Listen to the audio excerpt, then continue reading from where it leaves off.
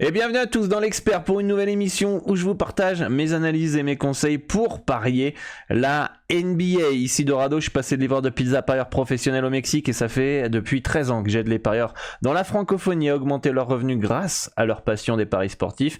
Et d'ailleurs, on a un plan d'action pour vous, pour transformer votre stratégie et optimiser vos gains avec un objectif à moyen et long terme, que vous puissiez gagner 500 € ou plus par mois. Tout ça, ça se passe sur WhatsApp, c'est gratuit, vous avez le lien dans la description et sinon vous pouvez scanner le QR code à l'écran. On a deux matchs seulement ce soir en NBA, mais on va faire le petit récapitulatif de la veille, les amis, avec déjà le premier match, c'est les Cavaliers face au Magic. Les Cavs qui se sont imposés, alors j'ai pas les scores en tête, etc. Mais je vais pas passer non plus trop de temps sur le récapitulatif de la veille. Pourquoi ? Première chose, on s'en fout si on a gagné ou on a perdu. Déjà, ce sont des avis, des conseils, etc. Mais quand je dis qu'on s'en fout si on a gagné ou on a perdu, c'est que gagner et perdre fait partie du pari sportif. Des fois, il n'y a pas à chercher. Des fois, c'est de la mauvaise variance. Des fois, c'est des mauvais choix. Des fois, c'est des bons choix qui passent pas. Des fois, c'est des mauvais choix qui passent, etc., etc. Et on va pas passer 20 ans, en fait, à analyser des avis que je vous ai partagés, alors que on a plein de matchs des fois à aborder. Donc là, under 224 points, 925 qui n'est pas passé puisque les deux équipes ont quand même un potentiel offensif. Donc je m'étais méfié de ce under, et c'est pour ça que j'ai mis 2 étoiles, parce que justement Cleveland a un potentiel offensif fort et Orlando monte en puissance en attaque. Après, ça reste la conférence S, ça reste deux équipes qui peuvent aussi défendre. Et du coup, c'est pour ça que j'ai été parti plus sur un under. Donovan Mitchell, over 2,5 paniers à 3 points. J'ai dit que c'était le go-to guy de Cleveland. Il a fait un gros match. Et Franz Wagner, over 1,5 paniers à 3 points à 2,06. Là, il n'est pas passé, le bet. Il n'est pas passé. Mais en fait, avec Franz Wagner, ce qu'il faut comprendre, et là, vous allez peut-être comprendre un aspect du betting, c'est que les opportunités, il les a. C'est pas comme si je vous proposais Franz Wagner des fois dans des vidéos et le mec, en fait, il tire qu'une fois à 3 points. D'accord ? Et là, ça serait une erreur de ma part où finalement, j'ai mal lu son rôle. En fait, ça reste un shooter, mais en fait, il tire pas assez à 3 points, etc. Non, là, le mec, il tire 5-6 fois en moyenne par match. Donc en mettre 2, c'est 30-40% de moyenne de pourcentage. Donc les opportunités, il les a. Après que lui, il ne le mette pas, c'est pas notre souci en fait finalement. Nous, le taf, il est fait, on a pris la value et point barre. Desmond Bane, over 25,5 points, il a fait un énorme match. Je pensais pas qu'il allait scorer quasiment 50 points. Je crois qu'il met 45 points. Mais en tout cas, c'est sûr il allait avoir toutes les opportunités. Et surtout, ce que j'avais un peu peur, c'était que son cut, il était un peu en dessous il a été un peu au-dessus de sa moyenne, pardon. Et qu'en plus, ça jouait Détroit, qui est une équipe qui joue pas avec un gros tempo. Donc, c'était un peu l'inquiétude que j'avais sur cet avis-là.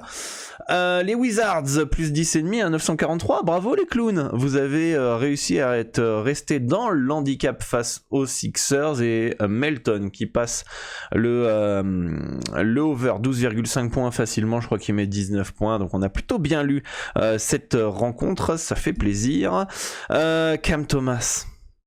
Cam Thomas, over 19,5 points. Là pareil, excellent choix, excellente value. Il est à 17 points à la mi-temps.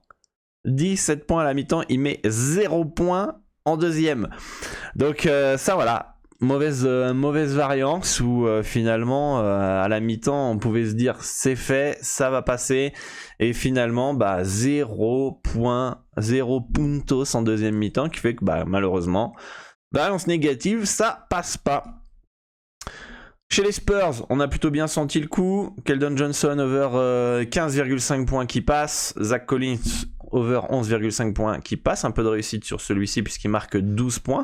Mais ça fait plaisir. On avait senti un petit peu le scoring chez ces deux joueurs.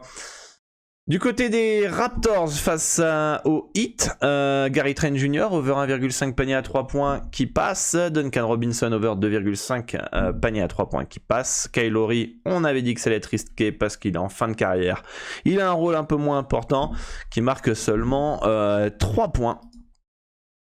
Du côté des Bulls, over 220 points à 1,925. Charlotte qui n'a absolument pas imposé son tempo de jeu. Et à partir de ce moment-là où tu te bases sur le fait que Charlotte va jouer vite, va jouer offensif comme d'hab, et qu'ils ne le font pas, c'est un petit peu compliqué.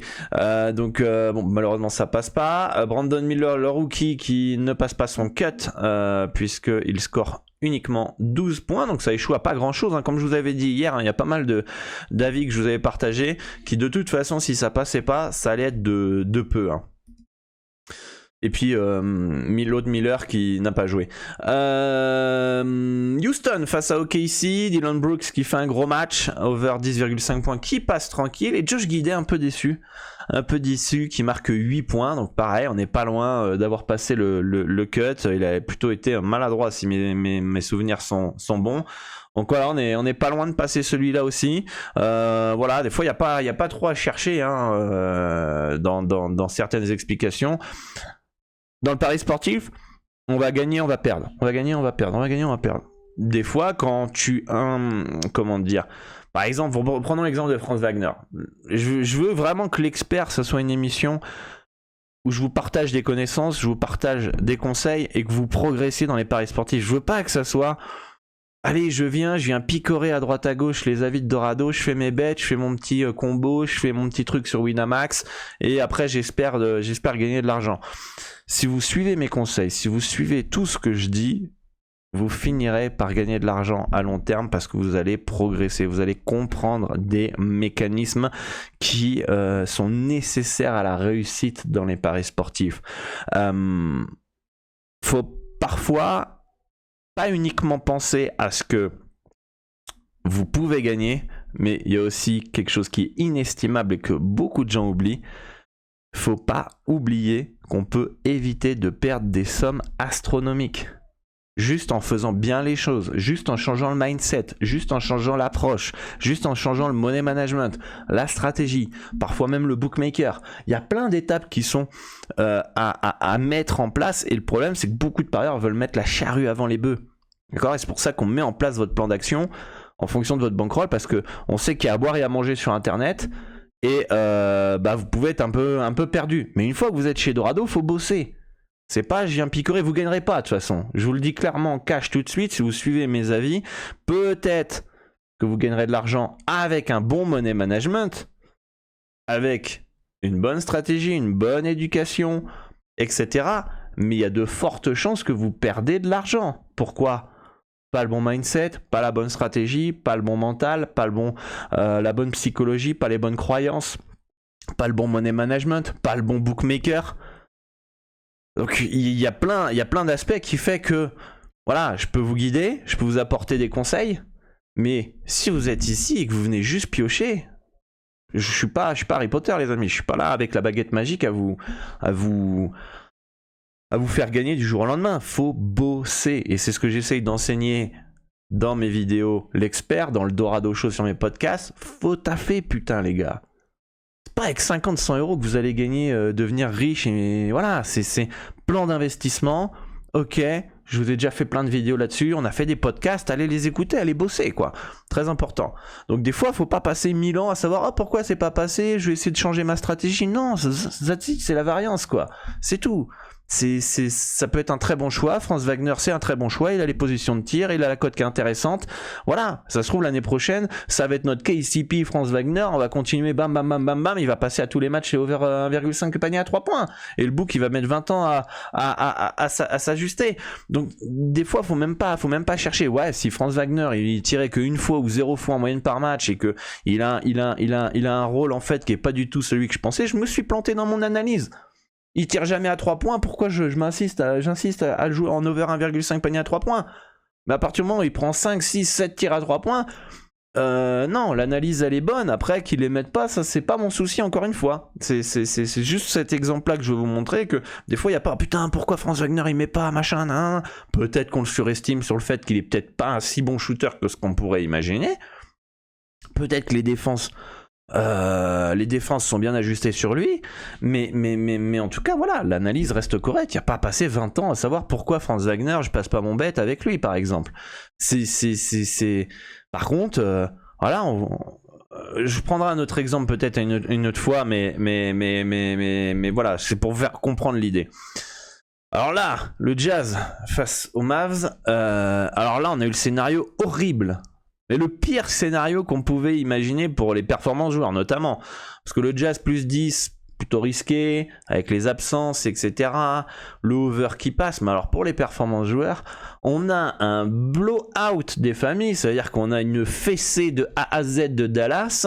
Des joueurs du Jazz qui sont plus motivés. Des joueurs du Jazz qui sont catastrophiques hier soir. Et du coup, il n'y en a aucun qui a marqué sa moyenne de points. Et voilà, qu'est-ce que vous voulez? C'est le scénar. Et on aurait très bien pu avoir le scénar où le match est un peu plus serré, etc. Et que Colin Sexton il est chaud, ou Collins il est chaud, ou Fontecho en sortie de banc il est chaud. Et puis on fait un 2/3 en performance joueur. Non, là on a le scénario catastrophique. Qu'est-ce qu'on va se prendre la tête à savoir pourquoi putain c'est pas passé? Bah oui, c'est pas passé parce qu'il y a 140 à 99, il n'y a pas de match, le Jazz est catastrophique. Donc si t'es catastrophique, tu peux pas marquer des points. Voilà, point barre, next, on passe à autre chose.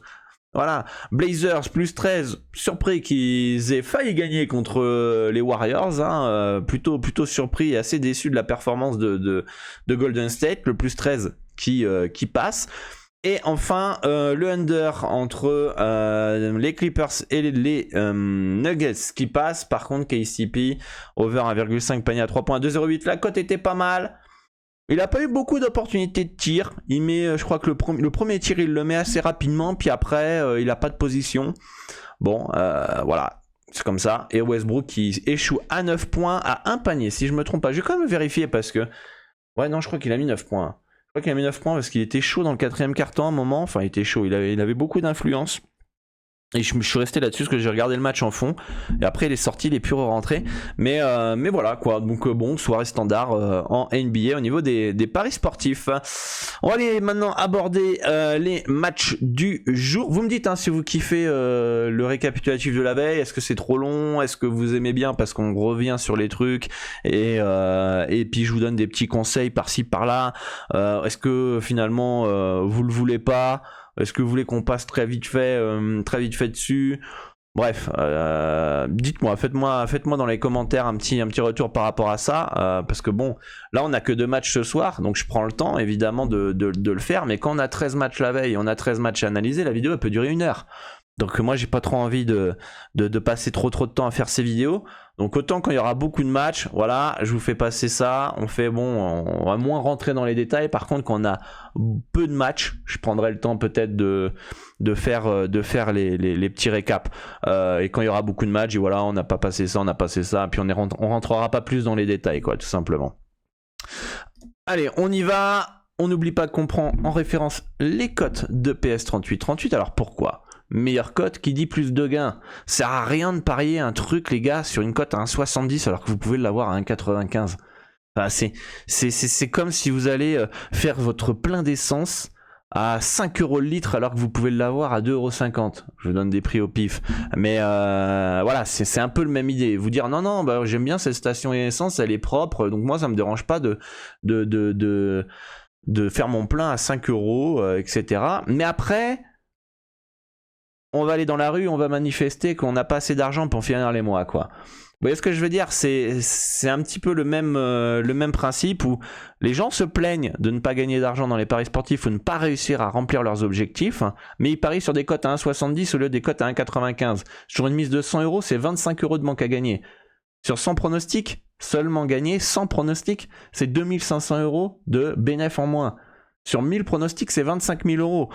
À un moment donné, il faut parier sur les meilleures cotes. Un bon parieur, un parieur rentable sur le long terme, doit miser sur les meilleures cotes sur chaque bookmaker, avoir plusieurs comptes. plusieurs comptes. Bon là, on a PS38 qui est le seul qui limite pas les parieurs gagnants. Donc forcément, ça doit être votre book principal, c'est votre bookmaker principal, c'est là où vous faites la majorité, 80-90% de vos pronostics. Et après, il y a 10% où vous allez sur des soft books qui limitent les parieurs gagnants, qui peuvent parfois faire des erreurs. Et donc vous pouvez profiter et maximiser vos gains. Mais c'est comme ça que ça marche. En plus, les retraits sont sécurisés et fiables via un des brokers les plus fiables au monde qui est Asian Connect, que je connais depuis plus de 10 ans. Hein. Il y en a qui prenaient encore le biberon et leur mère changeait leur couche quand Asian Connect existait. Et vous avez le lien dans la description, les amis, pour vous inscrire. Vous avez juste à remplir un formulaire, c'est aussi simple que ça. Et puis même si vous nous écrivez sur WhatsApp, on peut vous guider, vous envoyer un tuto, vous avez le tuto. Bref, de toute façon, on est disponible si vous avez besoin. Donc ne vous inquiétez pas, c'est la grosse différence entre Dorado et les autres contenus sur internet dans les paris sportifs, c'est que nous on est là. On est là, pourquoi on est là? Parce qu'on est compétent. Parce qu'on sait comment gagner de l'argent dans les paris sportifs depuis des années. Ça fait 17 ans que je fais du pari sportif. Ça fait 13 ans, comme je vous l'ai dit, que j'aide les parieurs dans la francophonie. Donc let's go les gars, si vous voulez vraiment remplir vos objectifs, on est là tout simplement. Voilà, on n'oublie pas le disclaimer. Pareil, comporte des risques, certains ont tendance à l'oublier, on mise de l'argent qu'on est prêt à perdre, hein, on prend pas le loyer pour miser, les gars, un peu de branchez le cerveau un petit peu s'il vous plaît, certains, ou si vous avez une addiction, vous avez le numéro en dessous, famille, vie sociale, etc., vous appelez, vous faites soigner les amis, très important, c'est moi mon rôle aussi, en plus de vous aider à gagner de l'argent dans les paris sportifs, éviter de vous en faire perdre grâce à des bonnes stratégies, des bonnes méthodes, un bon mindset, un bon mental, comprendre les mécanismes. J'ai aussi un rôle de santé publique, c'est-à-dire que si vous avez une pathologie, si vous n'êtes pas bien, faites-vous accompagner, faites-vous soigner par des professionnels et faites quelque chose, c'est important. C'est important et malheureusement les bookmakers, à la télévision, on est quand même aussi sur une... On va pas rentrer dans les détails, je ferais peut-être un Dorado Show sur Twitch ou un Spotify là-dessus, mais on est quand même dans un truc très hypocrite. J'ai pas trop envie d'en parler en public, mais c'est quand même assez hypocrite. Respectez toujours la loi dans votre pays, évidemment, faites pas des choses qui sont illégales et n'oubliez pas que c'est pas mes pronostics, c'est des avis. Mes pronostics sont 100% pour les membres de mon club privé, mon VIP premium et j'ai pas, à le moment où je tourne la vidéo, j'ai pas toutes les informations. Donc aussi à vous d'aller chercher les infos. Je vous ai fait une vidéo avec les 8 critères pour parier la NBA, je vous le mets sur le petit i en haut. 8 critères pour parier la NBA, je vous partage les sites, les connaissances que j'ai pour parier la NBA. C'est une vidéo qui doit faire le buzz, les amis. C'est du bonbon ce que je vous donne dans cette vidéo aussi. En bref, je vous donne du bonbon partout, moi, de toute façon. Mais il y en a qui savent apprécier le contenu et la qualité du contenu. Allez, on part sur le premier match. Assez parlé, les amis. Déjà 17 minutes de récapitulatif, d'éducation. Mais ça me fait kiffer. C'est pour ça que je préfère ce petit format où je peux transmettre mon message, transmettre mes valeurs et vous permettre de progresser en même temps. Premier match, les Bucks face aux Pacers. On est au In-Season Tournament à Las Vegas. Il n'y a pas d'avantage du terrain, donc soyez bien au courant de ça. Avec des Bucks qui ont une projection 130 à 128. Donc match piège pour moi pour les Bucks parce que les Pacers avec Haliburton sont plutôt en confiance dans ce tournoi-là. Ils peuvent rester dans l'handicap. C'est un handicap qui reste risqué parce que ça va être plus ou moins la même réflexion que j'ai avec l'autre match, les Lakers face aux Pélicans. Je pense que la value elle est du côté des Pacers plus 5,5 parce que c'est une équipe qui reste complète, c'est une équipe qui est un peu chiante à jouer, qui court, qui l'a jamais... Voilà, c'est pas un rouleau compresseur parce que défensivement ils sont nuls, mais le soir où ils sont chauds en attaque, qu'il y a du rythme, ils sont relous, ils peuvent mettre un 20-0 en quelques minutes, comme se faire exploser si jamais ils défendent pas et qu'en même temps ils mettent rien. Mais en tout cas, Pacers plus 5,5 par rapport à ce qu'on voit depuis le début de la saison, notamment du côté des Bucks, qui est un petit peu coup-ci coup-ça, je pense que c'est intéressant. Mais les Bucks sont une équipe expérimentée, ont déjà été champions. Là, on rentre dans un petit trophée qu'on peut gagner. Il reste 2 matchs pour le gagner, le trophée. Est-ce que l'esprit de compétition, l'expérience des matchs de haut niveau, de play-off, des finales NBA, etc., va pas faire que justement les Bucks vont passer parce que ils ont l'expérience, tout simplement. Donc ça, c'est un petit peu le doute que j'ai sur le Pacers plus 5,5. On verra le scénar ce soir. Mais en tout cas, par rapport à ce qu'on voit depuis le début de la saison, Pacers plus 5,5 me semble intéressant. Mais on est sur un tournoi à 2 matchs d'être champion, un nouveau trophée, l'esprit compétiteur des joueurs peuvent ressortir, l'expérience des gros matchs peuvent ressortir, et là c'est là où les Bucks ont un avantage. Donc voilà. Et enfin, le deuxième match, c'est les Lakers face aux Pélicans. Et là, on a des Pélicans dans mes projections qui peuvent gagner 114-113. Je m'attends à un match assez disputé. Les Pels avec CJ McCollum, Zion, Brandon Ingram, Valanciunas, etc. Ils ont quand même une équipe un peu relou qui commence un peu à prendre un peu de galon, qui commence un peu à se connaître, etc. Mais pareil, on est face à des Lakers qui ont déjà été champions, qui ont de l'expérience. LeBron James qui, je pense, à mon avis, va jouer à fond les 2 prochains matchs, en tout cas s'il se qualifie, parce que ce serait... Vu sa carrière, je pense qu'il a envie d'avoir ce petit trophée à la con. Juste pour dire, je l'ai eu et Michael Jordan l'a pas eu, Magic l'a pas eu. Bon, évidemment, ça n'existait pas, mais voilà, dire que je suis un des rares joueurs et une des rares légendes à avoir ce trophée-là. Et du coup, ce qui fait que les Pélicans, qui a moins d'expérience des gros matchs, pourraient en pâtir. Pélicans -2 à 2,29, c'est risqué, mais je trouve que il y a peut-être un petit coup de poker à faire avec la jeunesse face à une équipe un peu plus vieille, etc. Donc, moi, si je vois mes projections, les Pélicans 114-113, on pourrait peut-être tenter d'aller optimiser, d'aller chercher le -2. Ensuite, performance joueur, Austin Reeves over 1,53 points à 1,862. Pas plus fan de celui-là. Je vous expliquer pourquoi. Là, par contre, si on doit comparer avec Franz Wagner, quand tu analyses, tu vois que le mec il tire 5-6 fois en moyenne par match. Il a une cote encore plus haute que Franz Wagner, que Austin Reeves. Donc on pourrait se dire, c'est intéressant. Là, moi je sais qu'Austin Reeves, c'est quand même un des joueurs les plus fiables à 3 points de cette équipe des Lakers.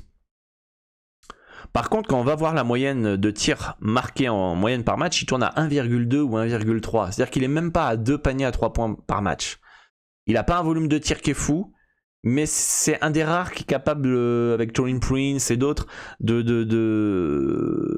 comment on appelle ça, de créer du spacing. Et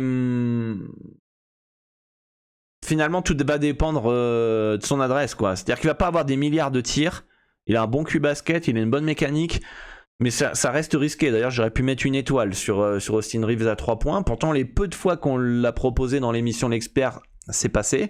Mais en tout cas, j'étais assez surpris de voir que en moyenne, il met pas autant de 3 points en fait que ce que je pouvais imaginer. Mais voilà, il a les capacités pour. Rui Hachimura over 8,5 points à 1,806. Alors lui, intéressant, il tourne à 11,5 paniers. 11 points, pardon, 11,5 points en moyenne par match.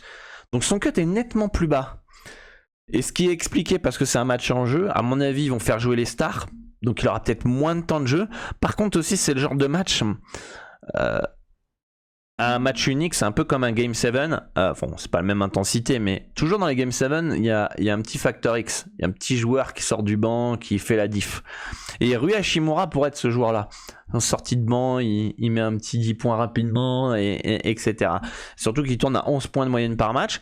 Donc, ça peut être le facteur X de cette équipe. Et Austin Reeves, over 3,5 passes à 1,584, il tourne à 4,5, 5 passes de moyenne par match. J'étais assez surpris, je pensais pas qu'il faisait autant de passes, surtout avec un James autour qui monopolise la balle. Donc après lui, il va dépendre aussi de son temps de jeu. Est-ce qu'il va avoir autant la balle? Est-ce que LeBron James va le garder souvent la balle? Donc c'est compliqué à lire quand même ses performances joueurs sur ce match-là. Surtout qu'on est dans un contexte de saison régulière mais tournoi, donc il y a de l'enjeu, mais c'est pas non plus si grave si les Lakers s'ils gagnent pas ce tournoi, donc il y a de l'enjeu mais sans trop en avoir, donc c'est assez compliqué. Moi j'essaye de me baser sur de la saison régulière et en même temps mon expérience playoff. Je sais qu'en playoff les stars jouent plus et les role players jouent moins, et je sais qu'il y a aussi des facteurs X qui peuvent rentrer en jeu, et Austin Reeves ou Rui Hachimura peuvent très bien être des facteurs X pour les Lakers pour faire la différence. Donc voilà les amis pour cette vidéo NBA. Très compliqué ce soir cette map.